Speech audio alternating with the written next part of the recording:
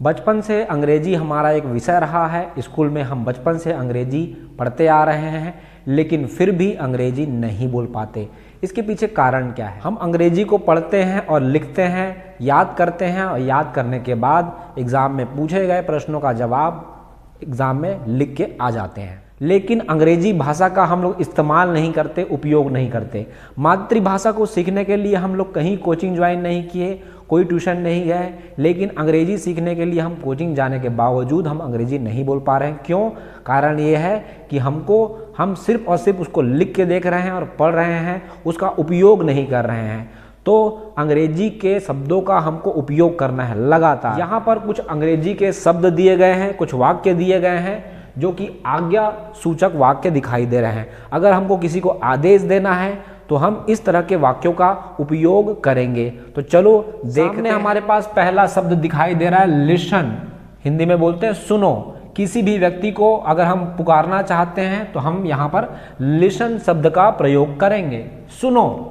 Look ahead, सामने देखो। Look ahead, हम चाहते हैं कि कोई व्यक्ति हमारे साथ बैठा है, हमारा दोस्त साथ में बैठा है, हम चाहते हैं कि वो सामने देखे, सामने कुछ है जिसको हम दिखाना चाहते हैं, तो हम बोलेंगे लुक अहेड। गो अहेड, आगे बढ़ो। अगर हम चाहते हैं कि हमारा दोस्त भी हमारे साथ आगे बढ़े, पैदल चले, तो हम बोलेंगे आगे बढ़ो, गो अहेड।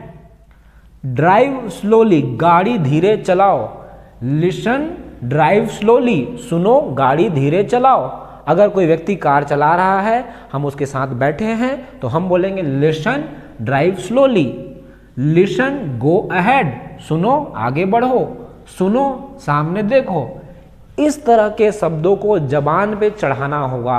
लगातार उपयोग करने से यह हमारे जबान पे चढ़ जाएगा और हम धारा प्रवाह अंग्रेजी बोल पाएंगे।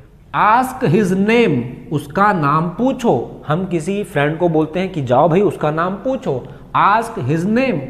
माइंड योर बिजनेस, अपना काम करो। अगर हम सामने वाले व्यक्ति से पूछेंगे उसका नाम, आस्क हिज नेम, उसका नाम पूछो, तो हो सकता है अगला व्यक्ति हमको बोले माइंड योर बिजनेस, आप अपना काम करो, मैं नाम नहीं बताऊंगा। गो बैक, वापस जाओ। हम चाहते हैं किसी व्यक्ति को पीछे भेजना, तो हम बोलेंगे गो बैक। लुक बैक, पीछे देखो। अगर हम किसी व्यक्ति को दिखाना चाहते हैं पीछे की ओर, तो हम बोलेंगे लुक बैक, पीछे की ओर देखो। इन छोटे छोटे शब्दों को हम लोग को लगातार उपयोग करना है, इस्तेमाल करना है, और लगातार इस्तेमाल करने से अंग्रेजी के छोटे छोटे शब्द हमारे जबान पे चढ़ जाएंगे और हम धारा प्रवाह अंग्रेजी बोल पाएंगे। चले आते हैं अगले शब्द की ओर। हम सामने ऑब्जर्व कर रहे हैं रीड केयरफुली, ध्यान से पढ़ो। अगर छात्र कोई गलती करता है तो टीचर बोलते हैं ध्यान से पढ़ो, रीड केयरफुली। स्टैंड हियर, यहाँ ठहरो। कम हियर, इधर आओ। लुक हियर, इधर देखो। टेक दिस, यह लो। मान के चलो हम रोड पे चल रहे थे और रोड पे चलते हुए हमको हमारे चाचा जी मिल गए। वो बोलते हैं स्टैंड हियर, यहाँ ठहरो। कम हियर, इधर आओ।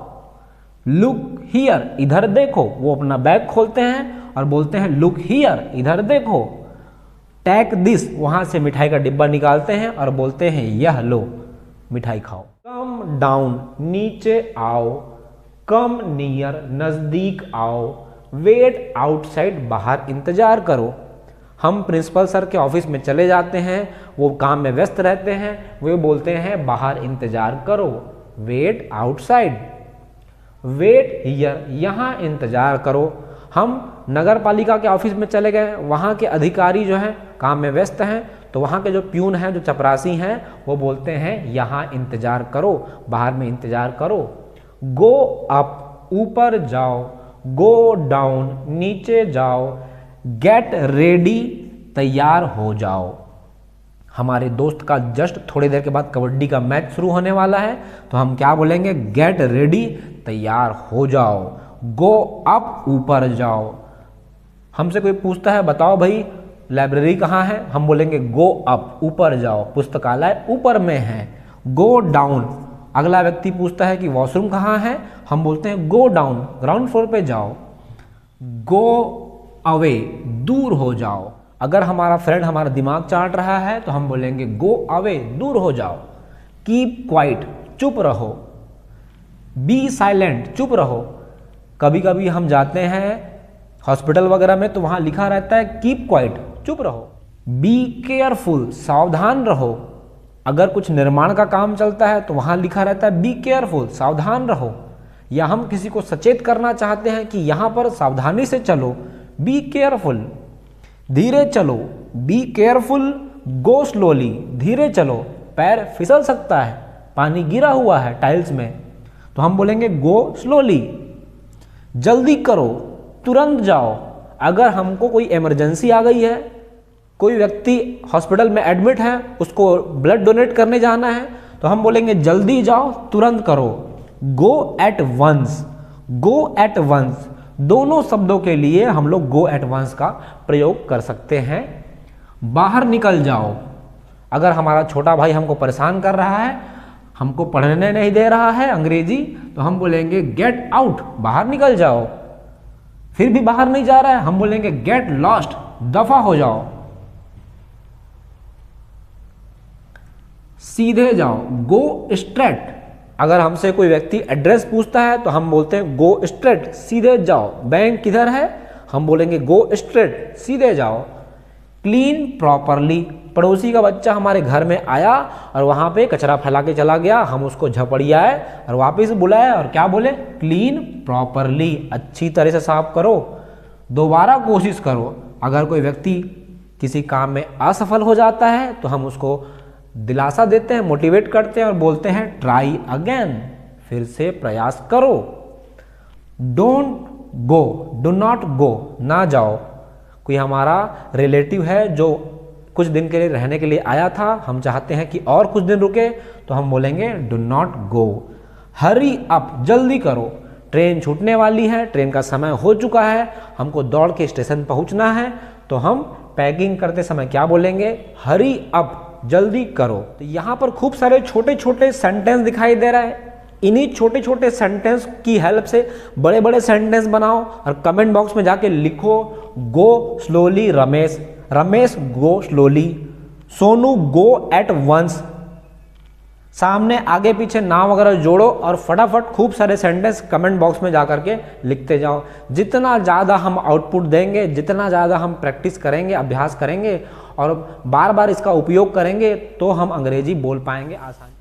तो वीडियो को पॉज करो और खूब सारे सेंटेंस यहाँ पे लिखे हैं उसको लाइन से लिखते जाओ अपनी कॉपी में और प्रॉपर नोट्स बनाओ और प्रतिदिन इन शब्दों का इस्तेमाल करो। सामने कुछ और हमारे पास वाक्य दिखाई दे रहे हैं, समझते हैं कब कहाँ पर इसका उपयोग किया जाएगा। डू नॉट फॉरगेट, मत भूलो। डू नॉट ब्रेक इट, इसे मत तोड़ो। पड़ोसी का बच्चा घर में आ गया है, कुछ सामान तोड़ रहा है, हम बोलेंगे इसे मत तोड़ो। डू नॉट ब्रेक इट, मुझे तंग ना करो। छोटा सा कोई बच्चा है जो हमको बार बार परेशान कर रहा है, हमको काम करने नहीं दे रहा है, तो हम बोलेंगे डू नॉट टीज मी। फिर प्रयत्न करो, डू ट्राई अगेन। किसी काम में हम असफल हो जाते हैं तो अगला व्यक्ति हमको बोलेगा डू ट्राई अगेन। बेंच पर खड़े हो जाओ।